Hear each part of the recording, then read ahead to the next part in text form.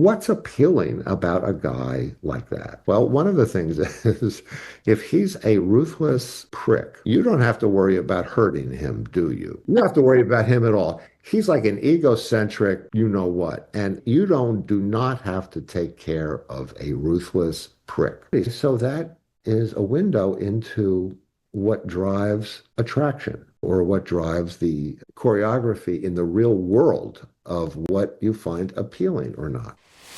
Well, it's a real pleasure to have Dr. Michael Bader on the show today. Welcome. Good to be here. Thank you. Thank you for having me.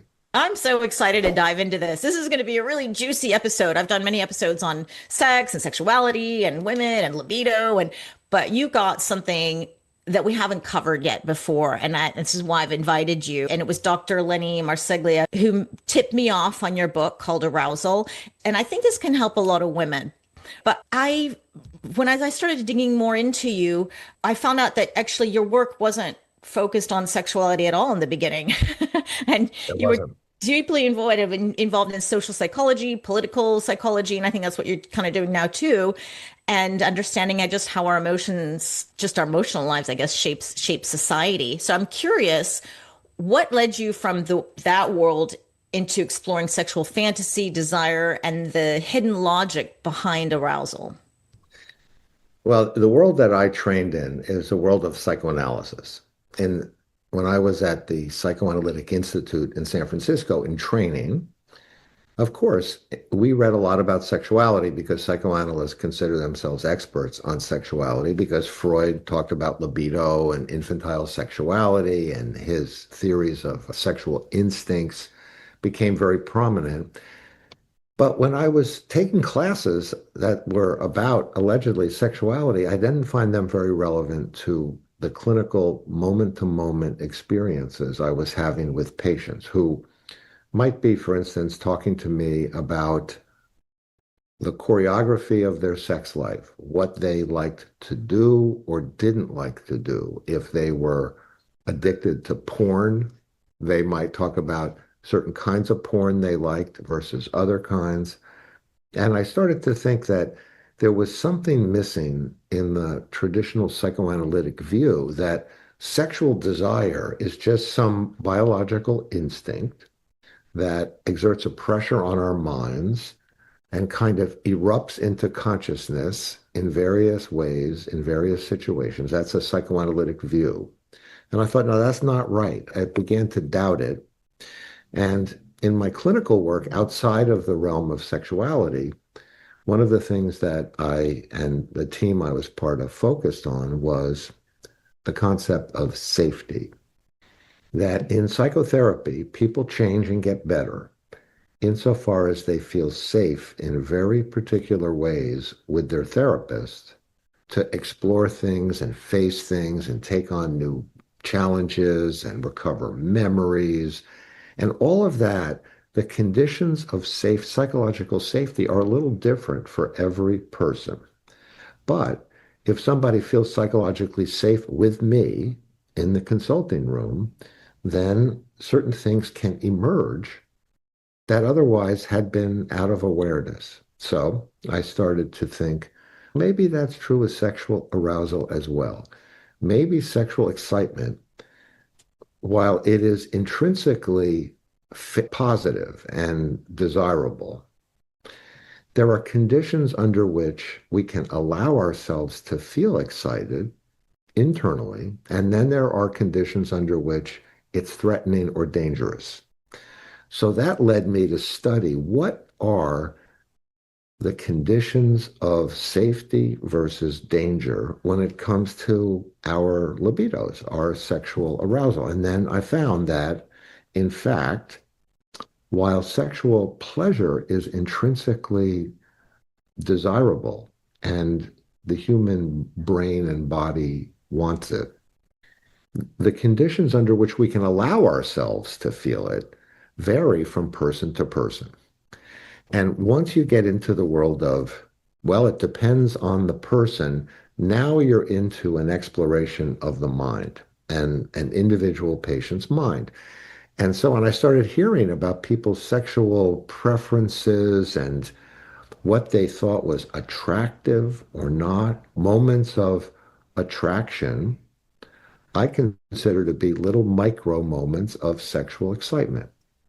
You don't feel completely aroused or excited, but you find yourself drawn to, in an erotic way, certain people, or certain people turn you off.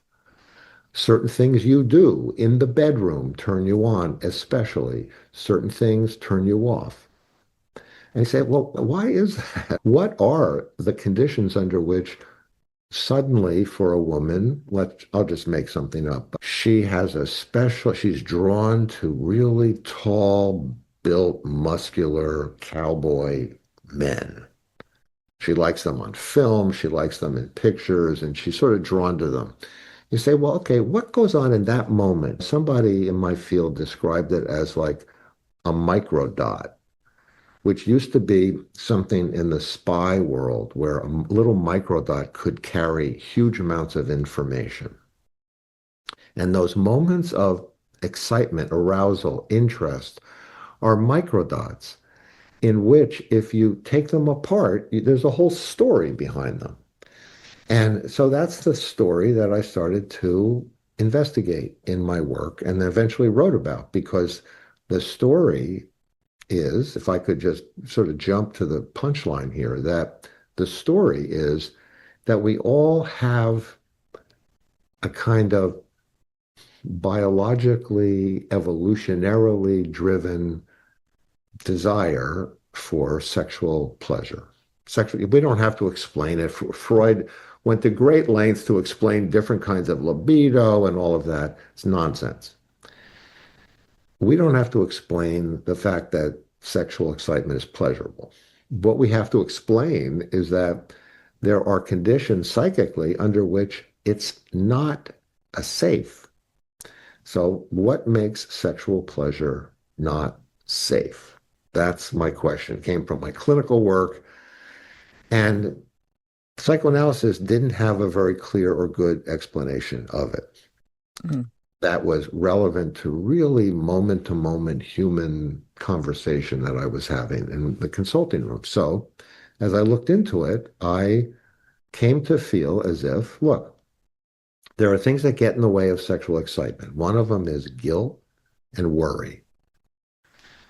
If you feel guilt, worry, and overly responsible for the internal welfare of the other, let's just say the other person, you can't get maximally sexually aroused, because it gets connected to a fantasy that you're going to hurt the person, or you have to take care of the other person's internal life all the time. And when you're in that state of worry, guilt, responsibility, sexual desire is inhibited. Well, a lot of menopausal women, which woman is not filled with guilt, worry, and over responsibility by the time you're 45, 55, 60? Like, well, that's true. And of course, that gets into the true. issue of, if you've been with, let's just say this, if you've been with somebody for 35 or 40 years, there's a natural tendency for sexual excitement and arousal to decline in that relationship. Okay. Why is that? There's lots of reasons. You've explored many on your show that have to do with social pressure and scapegoating and biological, medical, physical reasons. But here's the other reason. When you're with a partner, let's say you have just a good, companionable, intimate relationship that is caretaking and has reciprocity, mutuality. You know the other person so well that you can almost finish their sentences. You can feel what's going on internally with the other. The more aware you are of the intimate personality, assets and liabilities and vulnerabilities of your partner, the less you can get sexually excited. Because there's no mystery there anymore. There's no mystery. And so one woman described to me the process of having an orgasm And she said this, she said, it's like a wave that builds and crashes on the beach. But then she added this thing. She said, but you don't, the wave doesn't have to worry about the beach, about hurting the beach. So I started to think maybe there is a kind of what I called ruthless, but not in a bad way, element to normal, healthy sexuality, which has to do with something that's slightly aggressive or contains a fantasy of using the other person for the moment. And this was a discovery because in our culture, what we talk about is the importance of empathy and knowing the other person's needs, being able to tune into what the other person. But I think there's another dimension that I'm calling ruthlessness. That's just a little tiny bit of objectification that has to happen in full-fledged maximum sexual arousal. You can't do that if you are overly worried about guilty towards the welfare of the other. So sexual interest and excitement declines on both partners' side. Hmm. Can I, okay, let's, I would, your book is so fascinating and you do cover men and women and gay, lesbian, like all over the place. So this is, I really want to focus on the woman who is going through this menopause transition. And there are Yes. women who newly divorced or without a partner. So I want to consider them as well. They're trying to date and find new partners. And then there's the people who've been married for 20 or 30 years. So there's different dynamics. And Yes. we already covered in so many other episodes the woman who's had trouble with vaginal dryness or shifting hormones. So we talk about that physical side Right. and they get some women are fabulous. They get a bit of vaginal estrogen or testosterone or lube and toys and all the fun things. It's great. Everything is fabulous. They've solved their problem, but there's still a big group of for whom all of this sort of flops. Nothing changes. They're expecting their sex cream to work and Yes. it's not. And we've also covered the childhood trauma, and that is another whole can of worms. So there's so much going on in people's relationships that Yeah. you hear day to day and different dynamics. So it'd be hard to get everything in, but I really like this biopsychosocial model of pleasure. Yeah. And Mhm. unfortunately, as we're going through this transition, that it just fades. And I'm trying to figure out, is it fading because of it's painful and now you're associating sex with painful sex because it's dry down there, or it's something else? And this is where I think you have a really interesting perspective because you're taking more of a psychological approach to what's happening. So, what do you think is happening in shifting in the Mhm. brain and the emotional landscape during this transition? I'm not sure about the neurobiological basis because I know it's deep and it's important, and your show's covered it many times. But here's the thing. I think a woman, whether she's in the situation you described of newly dating and being alone and being out on the market, or whether they've been with somebody a long time, women are caught too often in our culture between two conflicting, what would you call it, commandments. One of them is that they're supposed to feel sexual a lot. They're supposed to feel like they did when they were 20. And they're ashamed of themselves and guilty that they don't feel that way. And that's a source of suffering. On the other hand, there's often a kind of quiet background injunction in their minds and in the culture that women that age are not supposed to be too sexual and feel too sexual. Now, I call that a pathogenic belief because it keeps them down, it inhibits people, and it's painful. But it's a bind, you see, because the idea that, and so one of the early things I would say to a woman in treatment with me who's talking about this is that, of course, you have the capacity to feel sexual pleasure, and you have the absolute right to not feel it. You see, you have the absolute right. So it's something we can explore about how to become less inhibited, because I'll get to that, because psychologically, when something's missing, when someone can't feel something. Now, in my model, the way I work is it's not missing, it is inhibited. So I use the word inhibited a lot. Freud talked about repression. I think of it as inhibition. So if somebody is not feeling something that is, let's say, intrinsically desired, like someone can't feel joy, someone can't feel loss, someone can't feel a range of things, someone can't feel sexual excitement, it's because there's a conscious or unconscious inhibition of some kind that is making that experience aversive or uninteresting. Yeah, I get women who say, I just am dead down there. I feel nothing. Yeah, And it's like like you said, we feel like we should. And why don't I feel this? And these women have tried creams and gels and stimulants everything. Yeah, and this is why I want you on because I think that there's something subconscious going on down there. And it would be great to reveal how a woman can, I like that you said that a woman can feel pleasure again, because I really feel that at this point, of course. some of them are going, you know what? It's never going to happen. I am happy to never have sex for the rest of my life. And that's their right if they want to. But the problem comes is if their partner isn't feeling the same and there's that mismatch. Right. But it's not just their partner, it's the culture also says that they're supposed to be able to feel a range of things that's, quote, normal. And if they don't feel it, they feel personal guilt, responsibility, and shame.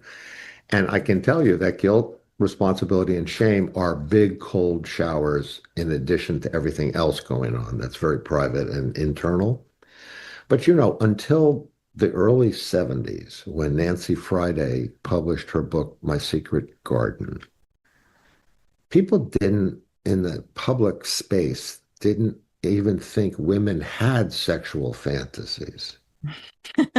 And so she comes out with this book. My Secret Garden is women are writing in. She's soliciting women to write in about their sexual fantasies. And it turns out there's all sorts of sexual fantasies that you would expect, just like with a man, that a woman has, but she's not supposed to. Why? Women aren't supposed to be sexual in that way. Now, that isn't universal 100% true with everybody in the world, but there is a prevailing cultural, social expectation that, yeah, okay, you get to be 50, 60. She's attractive, she's dating, whatever, but if she's too sexual, then that feels a little borderline shameful. And she feels some borderline guilt. And so Nancy Friday writes this book. She gets on talk shows. People, really, women write in, women want to do that? Women fantasize when they're masturbating. They think of that. And she shocked people, but it's an insane fact that her book was published in 1971 or something, Mhm. 50 years ago. But what's just been 50 years? But Not the that idea long. that, Yeah. no, that's right. So in her book, she describes the sort of the range of fantasies, and people were surprised. Oh, so women sometimes have fantasies of dominance and submission, or multiple partners, Mhm. or just a range of things. And of course they do. We do, because sexual fantasies are our mind's attempt to experience pleasure in a safe way. All right. Now, safety in my book and my model isn't physical safety in the world. It's psychological safety from feeling too much guilt or shame. Because guilt, what I call guilt and worry, and over here, shame and feelings of rejection and inferiority, two buckets of painful affects, right? And beliefs. Those interfere with sexual excitement. You cannot get fully sexually aroused if you are experiencing yourself as shameful and defective. And you can't get sexually aroused in a significant way if you're worried too much and guilty about the welfare of the other. Mhm. So sexual fantasies come along as the mind's amazing, creative, unconscious strategy for mitigating those affects, lessening them, or getting rid of them in order for sexual excitement to happen. So let's say you're a woman that worries about hurting the other, or you worry too much about your partner's excitement, pleasure, well-being, and it means you can't get really turned on, excited, right? That woman might, let's say, have a fantasy that's exciting of being dominated. Doesn't mean she wants to be dominated at work, doesn't mean she wants to be dominated politically, but she has a fantasy of a strong, powerful other dominating her. Now, why would that be exciting? It's because in that moment, she doesn't have to worry about or feel guilty towards the welfare of the other. Why? Because he or she is just taking her ruthlessly and selfishly and is powerful. And the attraction of the powerful other is that you don't have to worry about the powerful other, do you? That's interesting. Yeah. And that fantasy, then if a woman has that fantasy and you come to understand it, you also get a window into the rest of her life where she might also be wrestling with feelings of being overly responsible and guilty.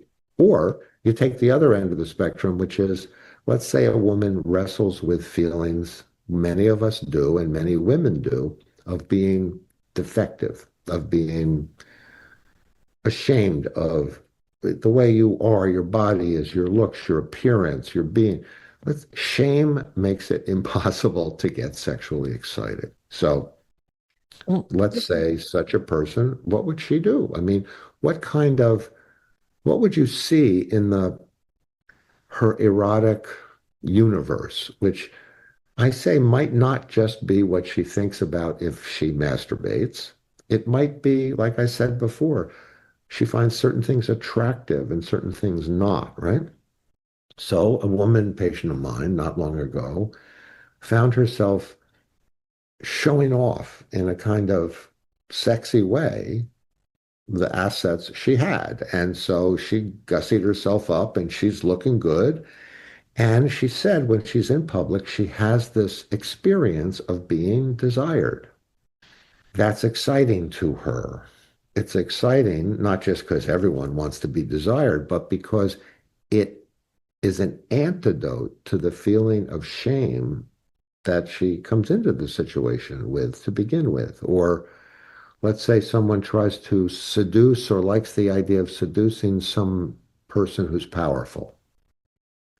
Think of Monica Lewinsky and Bill Clinton.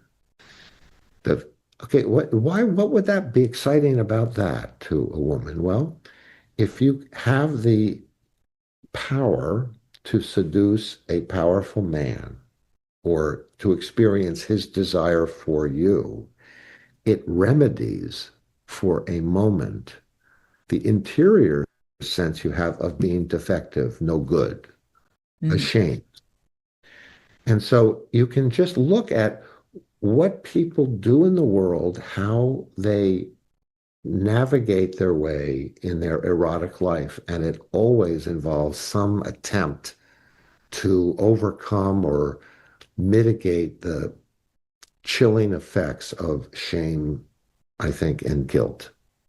Now, this is interesting because it explains certain things or certain behaviors and why would somebody have a fantasy like that?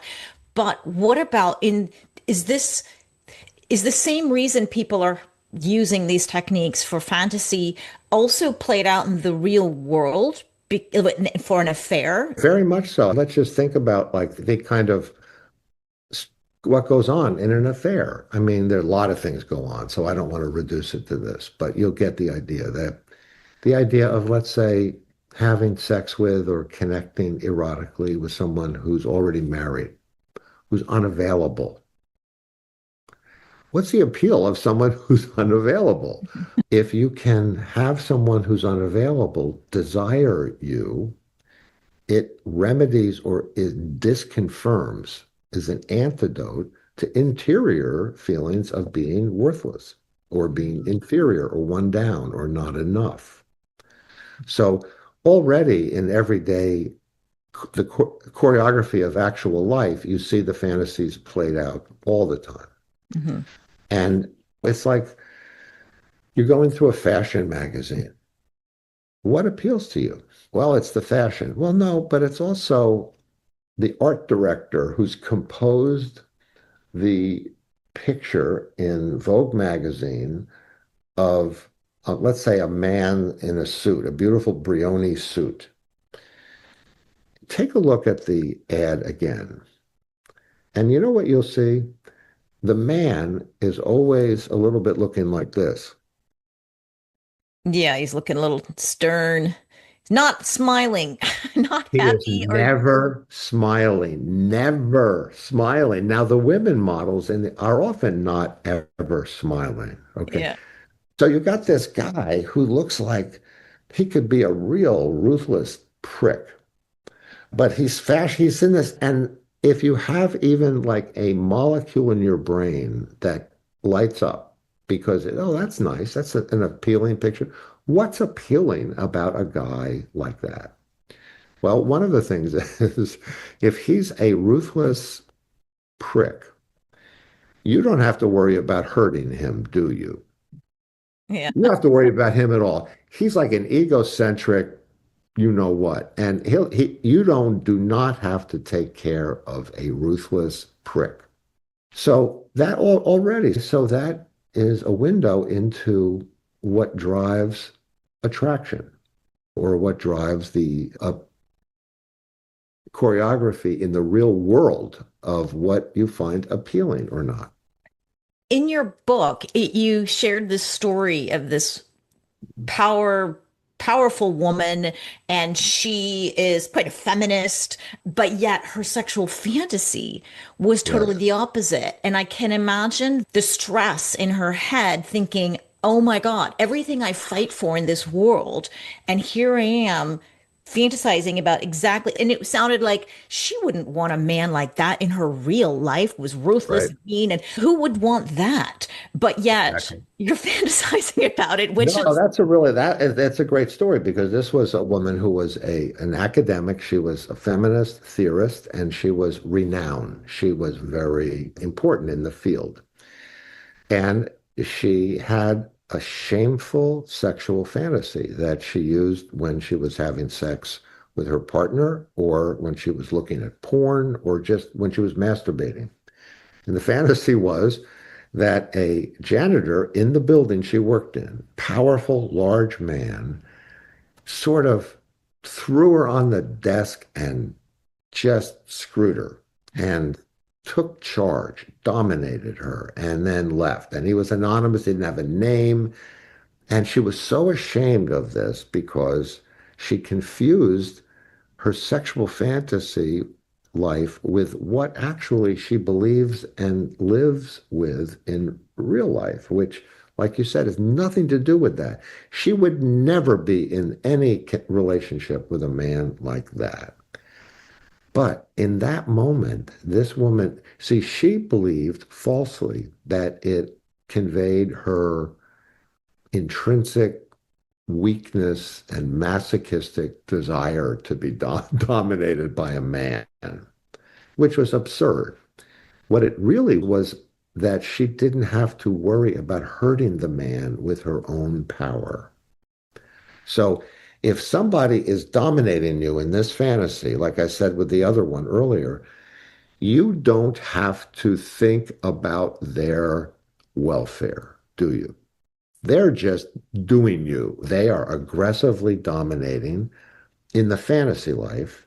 And that enables you to get excited because you don't have to feel guilty at all about your own power. You can let go. You can let the cat out of the bag, as I say, without worry that it's going to swamp the other, that it's going to overwhelm the other. There are many women that have a belief that's sometimes conscious, sometimes not, that if they really let the cat out of the bag, as I said, they'd overwhelm a man and hurt him. And that's a fantasy. It actually isn't true, but it holds her back, doesn't it? Hmm. And it means that she has to take away a little bit. Now, of course, what you're talking about and what your viewers, listeners, I know often wrestle with is what if there's nothing? What if there is nothing down there and nothing up here? And so I would inquire but I think I would know the answer. Say, well, do you ever masturbate? No, I don't even want to masturbate. You ever tried to masturbate? It has no interest to me. Okay. So that woman and her partner or not might go into sex therapy. It would be a sex therapist who would give them routines to do, just touch each other without trying to arouse each other in order to introduce each person again to the pleasure of touch. I don't do sex therapy, so that isn't really my expertise, but I know people that do, and sometimes it's very helpful. But one of the things that I think is also important is that a woman needs to feel, to start with, that it's okay if she doesn't feel sexual excitement. And I say okay, I know that she might say, I miss it. It was important. I loved it. I wish I had it again. And I would understand that with a lot of empathy. But also, I know that she's plagued with the little voice in the meeting that's going on up here that says, yeah, but you're fucked up. You're screwed up for not wanting to have sex and not feeling anything, feeling dead. That's bad. And the woman feels tremendous guilt and shame. And I see many women, and for a long time, the issue is to feel like it's okay to not feel it. Like a woman will say, oh, maybe I won't have sex for the rest of my life. Okay. And what would be the worst thing about that? And then we'd be explore. Well, my husband or my partner would feel disappointed. Say, okay. And what would be the worst thing about that? I don't want to hurt my partner, and I love him or her, and I don't want to disappoint them. So then we'd be talking about their fear of disappointing the other. We'd be in a different conversation. You see what I mean? We wouldn't be talking about the deadness of her genitals and her body. We'd be talking about her guilt about disappointing someone she loves. That's why she has mercy sex. She could have mercy, exactly right. Sometimes she'll just throw him a bone, so to speak. And But it's not giving her pleasure, which is the frustration. it is. That is the frustration. And but once I'm in a conversation with someone about what's the worst thing about that, what's the worst thing about that, you immediately get into an internal world that has nothing to do with the biology of her body or actually the reality of her marriage. It has to do with her own relationship to disappointing the other, her relationship to loss. Sometimes that has to be mourned or grieved. It's not, but we have a fantasy in this culture like, oh, we don't ever lose, we shouldn't ever accept losing that because it's a sign that we're vital human beings and worthy, deserving creatures. And I think that's a myth, and I think that it tortures too many people. So once we're in a conversation about her worry about disappointing the other, the feeling of loss about her own past identity as a sexual being, we're in psychotherapy. And I can tell you for sure that her worries about disappointing her husband or partner sexually, she's going to have similar related conflicts and guilty feelings about disappointing him in other ways or disappointing other people. Or now all of a sudden we're at work and she worries about disappointing her boss. So that's the entryway into psychological life. And one of the things I wanted to do with my book was to say, if you understand someone's psychological life, you can understand their sexual fantasies. If you understand their sexual fantasies, you have a door into understanding the deepest parts of someone's psyche. It's so not talked about. I guess it's so taboo. Fantasies, and especially, I guess if you have a fantasy that you would feel would be accepted, you would maybe talk about it with your girlfriends. Yeah. But if it's taboo or it sounds so ridiculous, like who are you going to share that with? And you go, I'm so messed up. There's something wrong with me. And this is why I want you to Never true. share. And it's never true. And I get that a lot. It's actually difficult to get people to elicit the details Yeah. because the details matter. Mm. Like, so I'll give you an example. So a guy came in to see me because he and his wife were not having sex, and his wife was concerned that he didn't have any interest. And this was a guy married for quite a while, but his wife had recently lost a child from another marriage, and she was mourning and she was depressed. And she'd been depressed for a long time, a year or more. At the same time, his mother moves into the area where they live, which was around Silicon Valley, South Bay, California, moves in, and he reports her being kind of complaining that he's not visiting enough and he doesn't spend enough time with her. So this is a background. But he comes in for a sexual problem. So I asked him about his sexual life, and he says, well, I masturbate. And then you have to inquire about, I said, so what do you think about or look at when I use porn. Oh, okay. I said, so what kind of porn? You don't ask that usually. Oh, what kind of porn? Because now we're getting into the weeds here, right? And he says, oh, the usual. And I say, well, humor me. Just describe for me what the usual is for you. He says, all right, all right. So it's just like videos of women, large-breasted women who are filleting men, and everyone's excited. A lot of blowjobs, and everyone's turned on by it. All right. That's all he says. He's embarrassed because it is embarrassing for people to reveal the details of their sex life. So I was able to put this together into an interpretation and a formulation. And I said, in your fantasy life, the women who have large breasts represent to you women who have a lot to give to a man. And the fact that they're excited in the giving is a reflection of the fact that they like giving to a man. In your real life, with your wife who's depressed and your mother who's a bit of a martyr, it's the opposite. You feel as if you're having to take care and give to them all the time more than you're getting. So in your sexual fantasy life, you create conditions that reverse that, negate it, overcome it in the details of what you're turned on by. So then we're into a conversation, he and I, about the most important things, which is his feelings of great responsibility and despair about his wife not being available and not being there and hurting her potentially because she's so sad anyway, and of course his mother. So asking about the devil is in the damn details. And it's sometimes hard to elicit because someone might say, oh, I masturbate. I don't think of anything, just my body. First of all, that's probably not true, but let's say it is true. But then I might ask the person, when you have sex, how do you like to have it? And if you get the details of that in that answer, it's the same thing as if they're describing a sexual fantasy, isn't it? Well, I like it when he or she does this. Or I might ask, what kind of people are you attracted to?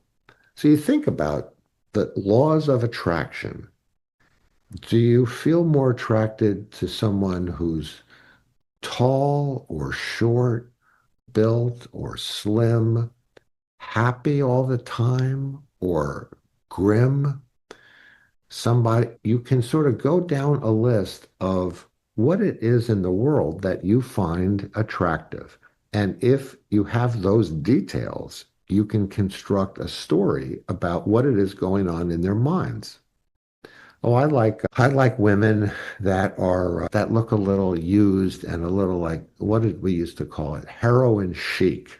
There was a phrase. It was like women that look a little worn out and they look a little slutty in advertising and magazines. You'll see this sometimes. And so what could be attractive there? She's already used up. So you don't have to worry about using her up. She's already damaged. Now, I know that sounds a little nuts, but that's the way our mind is always trying to construct what are the conditions of safety in which I could feel a little bit of attraction or a little bit of excitement. And that's going on all the time. Safety is something that I think most every single sexpert I've interviewed talks about in terms of our group of women. We do Yeah. need a little bit more time to get aroused or still feel a little bit safer. And then Yeah. safety can mean many things. I mean, some people have been sexually abused and maybe they need a lot more work to feel safe Yeah. than somebody who hasn't. But this idea of fantasy or is something new for me actually, but you put a label to something that I already kind of knew, but why do people have fantasies? Because and it also sounds, well, like you're helping people interpret them and say maybe it Uh-huh. means this or that, and then I Yeah. have an aha moment. But it does to people, it seems very unconscious. Like It even is. I have Yeah. had a fantasy. I'm like, whoa, what did that like? Wow, I know. And it's happening all the time. You're want absolutely that. right. It's automatic. It's happening automatically, non-consciously. What we know in our field, my field, is that there's tremendous amount of non-conscious processing going on all the time by our brains. We're processing, we're offering ourselves predictions, we're anticipating threats and dangers. There's a lot of research about, let's say, the role of the amygdala in the brain, which is there by virtue of evolution, which has one function, to detect threats. So 100,000 years ago, they were saber-toothed tigers. And the people that had a well-functioning, healthy, big amygdala survived. But now it's not saber-toothed tigers. Now it's feelings of guilt or feelings of shame. Those are threats. They're psychically interpreted as threats, and yet they're threatening something that we desire. See, we would like to have pleasure. That doesn't even need to be explained much, does it? It's just intrinsically, we think, brain thinks it's a good thing, pleasure, pain. But this thing gets in the way. There's a threat out there that is connected to our libidos. And sexual fantasies are our creative, non-conscious way of temporarily reducing the threat. And you could use this model to understand the most bizarre sexual fantasies. And You've that heard them all. Like your book, it's like I have heard a you've seen them lot. all. So I had one share recently, it was a little while ago actually, but it was a guy who was embarrassed, but he came in and his sexual fantasy was peeing on a woman. Well, you see this in porn sometimes. I mean, You know, I say golden pee. showers. Yeah. Yeah, golden showers, yeah. So exploring this a little bit, it's like, what the hell is exciting about that? Come on, dude. And one might think, I don't think that, but it turns out in his growing up, he grew up with a single mother who was addicted to drugs and was a prostitute on the side. And he saw a lot of this. Actually, the fantasy, I'm correcting something because I think I might have originally written it to disguise this person, but the actual fantasy that turned him on was a woman peeing on him. Oh, All okay. right, so let's get that. That's just as weird. Yeah. Yeah. It's just, oh, that's more normal. That was weird. So in his childhood, he felt a great shame about his mother. because she was slovenly and wasn't a good mother and an addict and a prostitute. And he felt as if he was feeling contempt for this woman that he was very attached to. And he said it was like I was pissing all over her. Hmm. This contempt for him was like pissing on her. And it made him feel terrible. Oh, I feel looked down on my mother. I think women are just contemptible. He has this little voice, right? Well, he can't get sexually excited if he feels guilty chronically about his contempt for women. But there's one situation where he could be relieved of that guilt, which is if the woman is pissing on him. Hmm. Interesting. You see what I mean? It It's the sounds brain trying to offset. trying to offset one thing by doing the reverse, Yeah. right? And so it was understandable. Then he and I could work on the ways in which his contempt for women, where it came from, and his guilt about it. And it helped him over time lessen his guilt about the fact that he was really the one victimized when he was growing up, even though he saw his mother as the victim. So you can take this, and if you get the details, you can actually understand a great deal, I think. So one thing is not everyone has fantasies, correct? It's just as if it They sounds they, like it's a they, they defense don't. mechanism. Everyone doesn't have fantasies, but everyone, there are what I would call, think about it this way, laws of attraction. So you don't have a fantasy, you masturbate without one, or you don't masturbate at all, and you don't have a sexual fantasy. But I can tell you that you like one thing more than the other, right? Mhm. So that I think is like a sexual fantasy. It's a microdot, as I said, that I think contains the same storyline psychically as if you were having an elaborate masturbation fantasy. Yeah, because it explains things, I guess. So then the question is, are fantasies, so if it's something that it is traumatizing you and you want to resolve, okay, you can get help with it, but can we use fantasies to our advantage in order to get sexually aroused? But at the same time, I mean, I had this question posed before to someone else, and they said, well, you're not really connecting with your partner, which is you want the connection and the intimacy, right? You said that or Right. whatever. So is it a good thing or a bad thing? Should we harness the power of this or just That's a get great to the root question. cause of the problem? Yeah, that's a great question, and it comes up all the time. And of course, it's very complicated. We're just going to have to stipulate that this is not going to be a universal truth, but maybe it can be something people can think about much of the time, which is this. Of course, we can use sexual fantasies to enhance our sex life. And I think it's a good thing if we do. And the thought that if I'm having sex with my wife or with my husband, and I'm picturing a sadomasochistic scenario, bondage, discipline thing. Am I really present? Am I really connected to the person? You see, I think that the experience of having great, pleasurable sex with your partner, however you achieve it, is itself a very strong glue in your attachment.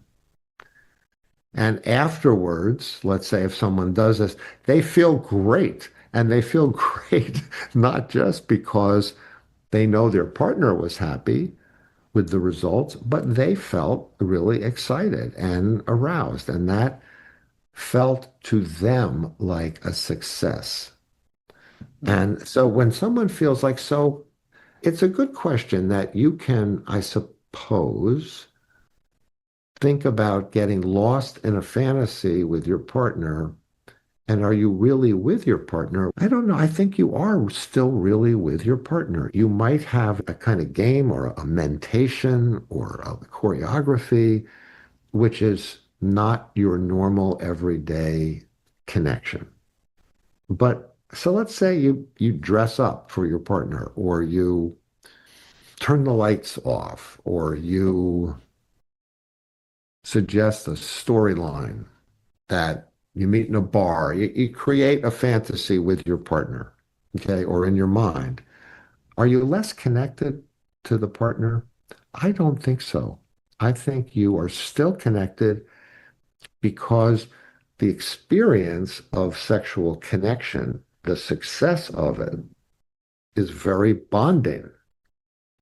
It's like if you're able to get to that place and feel all the pleasure that your fantasy is inviting you to feel, and your partner is wild with pleasure, when that moment is over, don't you feel connected to your partner? Hmm. That's the way I would ask it, or at least think about it. Yeah, this is where you kind of need to go into all the tools and techniques. And if the people have been together for a long time, it Yes. seems to me like you said, with age, it's not unusual that libido tends to go down. But I've had this explained to me as well, the novelty's not there. Like when you guys just met, there was Yeah. mystery, there was a chase, there was something that, and I think in your book too, you said when we first meet people too, we tend to romanticize them or we look at all the great things about them and your brain just shuts off any red flags. And that is something that some people have said, well, you got to create novelty in the relationship to keep it alive. So what would Right. you say about Novelty. that? Well, that's interesting. See, I think that novelty to me equals it's a kind of separation.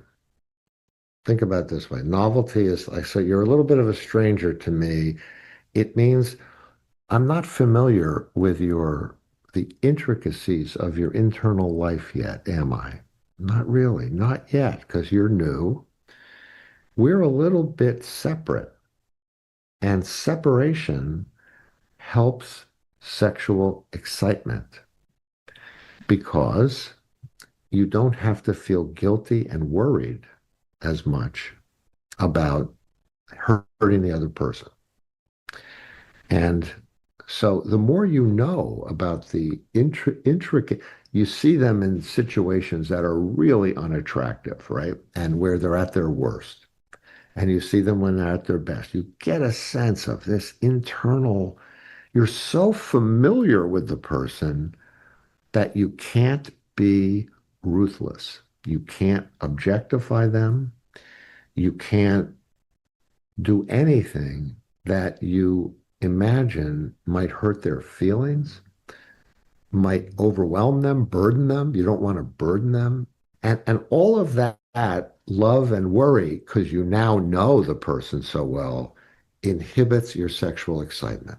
So restoring novelty is important. But for instance, let's say a couple can have sex if they go to a hotel. Some couples I've seen, they will go to a hotel, and when they're in a hotel, they can have sex. Why? Because it's not home. And when it's not home, it means in our internal lives, we're not at home. We're not in our childhood homes. We're not in our midlife homes. We're not in the home we've been in for 40 friggin' years. The difference between the home and the hotel, what they're called novelty, is there's a mental space and separation from home, which evokes and symbolizes all these old conflicts, about guilt and worry and shame. In a hotel, momentarily, we can get rid of it. So I think that the restoring novelty, see, the chase is interesting because if a woman enjoys being, let's say on that side of it, if a woman enjoys being chased, and there's a game going on, and it's a pleasurable, fun game, right? What's the appeal of being chased? Make you feel more powerful? Maybe you feel more powerful, and why would you, if you're their therapist, you're asking, so what's the importance of feeling more powerful? What if you didn't feel more powerful? What would you feel? Well, I'd feel like I was powerless and I'd feel defective or I'd feel deficient. Okay, right there, that the feeling of being defective is being remedied in a fun way by the conditions of being chased. When I'm being chased, I'm not defective and shameful. I'm powerful and appealing. The person's reminding me all the time how powerful and appealing I am. Mhm. That's the appeal of the chase. But also for the reverse person too, who maybe it's like if you can have it, it's not so interesting. Exactly. Can't, then you want it more. Exactly. No, it's like the unavailable person, or I'm going to seduce the president of the United States. The person who's chasing has an investment and it remedies the thing in them that might otherwise be debilitating or inhibiting. So that's why I say in these love at first sight early phases of a connection, there's chemistry that can be deconstructed and explained. And in the book, I have stories of couples that really like, there was a fellow I treated who fell in love, you might say, or at least felt sexually in love with his soon-to-be wife when they were in college. And he had known her for a while and had not felt she was especially attractive to him. And they went home for the summer. They came back and he saw her in class. She stood up and asked a question. And here was the thing. He felt this moment of like, oh, gee, Judy's, she kind of hot. That moment, Freud would have said some instinct came up, but that's not what happened. See, the laws of attraction we're talking about, it was that as he was remembering it to me, thinking back, he said there was something, she was wearing a kerchief on her head, babushka, something that a woman might wear who's hadn't washed her hair. But as he was reflecting on it and free associating, he realized, oh, she looked a little masculine, Huh. just a little masculine. And something about that was a key to that moment when his neurons woke up and said, oh, she's attractive. And what it was, masculine equaled strong to him psychically. And he was somebody that worried about women all the time, debilitated, inhibited by guilt his whole life. And he finds a woman who's tough, and that is appealing to him sexually and otherwise. So he marries her. Then, of course, many years down the road, he realizes tough isn't necessarily real strength. And then all sorts of problems develop down the road. But the initial moment was fascinating because those moments are written about. We have movies about Tony and Maria at the dance and West Side Story, see each other. What is that? What goes on there? There is something going on that we can understand if given the time and opportunity.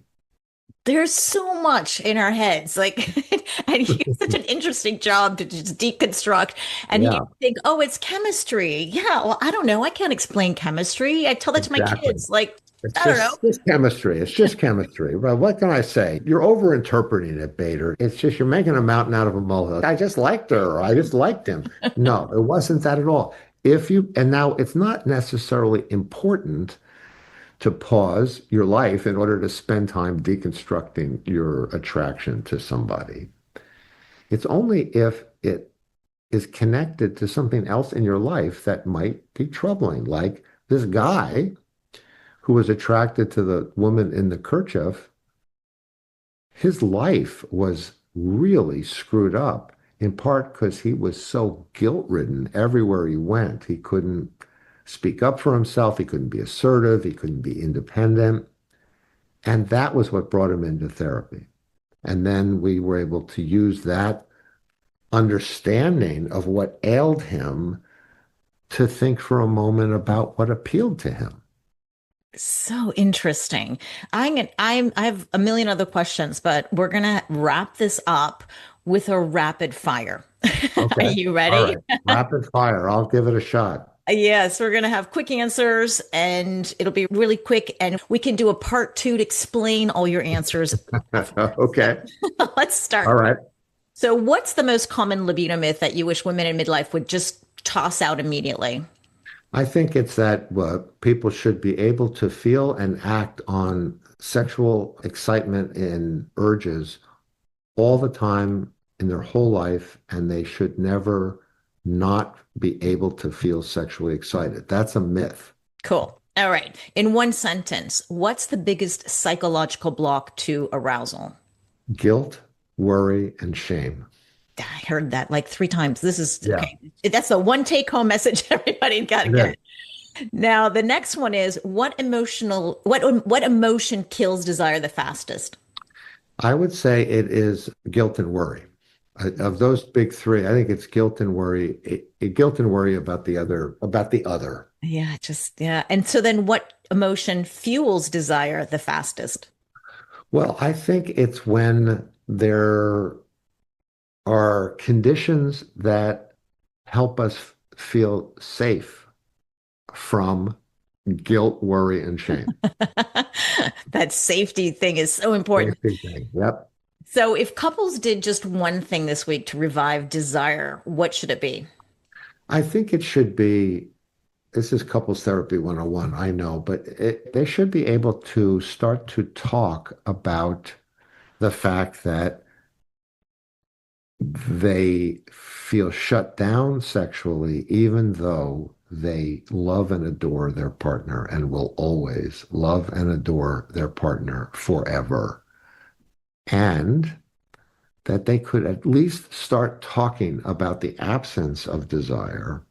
And then at some point, they can start talking about, have you ever had sexual fantasies that were exciting? And if they can start to talk in a really safe, introductory way about the things that they have felt turn them on, the details of some of their own fantasy life, that is really useful.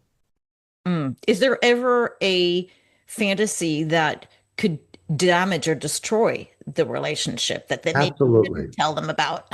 Absolutely. Absolutely. There are. And for instance, somebody could have a fantasy of tying the other person up and raping them, hurting them. There are things that you can know about your partner because you know them pretty well, that if you were to say, this would turn me on, about them emotionally, they would have an emotional aversion to it, and it could introduce lots of conflict, even though what you're suggesting probably isn't at its heart what the superficial choreography of it looks like it is. Yeah. So that's when we got to go talk to you. Yeah, yeah, there you go. That's right. So, what's one simple mindset shift that can change a woman's experience of pleasure?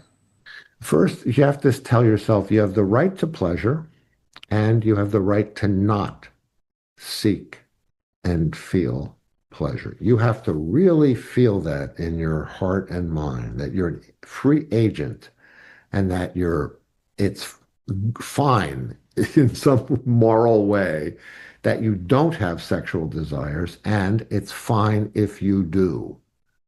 That seems simplistic, but I think that's an introductory sort of blanket permission that helps people feel safer and better about themselves.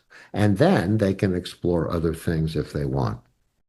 Okay, last question. What's the most surprising insight that you've learned in your decades of work on arousal? I think it's that any sexual fantasy and preference can be understood in the context of understanding the things that ail the person in their real life. Let me put that more clearly. The most surprising thing is the most extreme, any sexual fantasy I can interpret. And the most bizarre and extreme weird thing is that people come in embarrassed about whatever. When we talk about them, they're readily and easily understandable. They are not bizarre. Oh, I don't know why. I just want to have sex with a fluffy animal. Something whacked out. It's not whacked out. There's a logic to it. And the most interesting thing was that using this model about safety and what gets in the way, I can tell a story at least about any sexual fantasy or preference that I have ever heard of or Mhm. that's been presented to me. No barriers with you. I love it. Thank you so much for your time. I think you've opened up a can of worms or at least some understanding for some women who are listening now. And if you are listening, please read Dr. Bader's book. I'll have a link to that in the show notes. And if you did like this episode and you want to have more, let me know because we're not really sure how you're going to take this or not take this, but I would love to hear from you, to hear if you like it, and we can get you more. So you can find Dr. Michael Bader on his website, michaelbader.com, and I'll have a link to that in the show notes. Dr. Bader, is there anything else that you'd like to share or leave our audience with? I just think that our culture is so oppressive when it comes to the sexuality of a woman aging, menopausal and postmenopausal. I think that it creates binds and contradictions that trap women in this state of both shame and guilt. And that I think is something we really have to fight against. That's for a part two. I love it. Yeah, it is. Thank you so much for your time, and I can't wait to talk to you again. Have a wonderful day. Thank you so much. You too.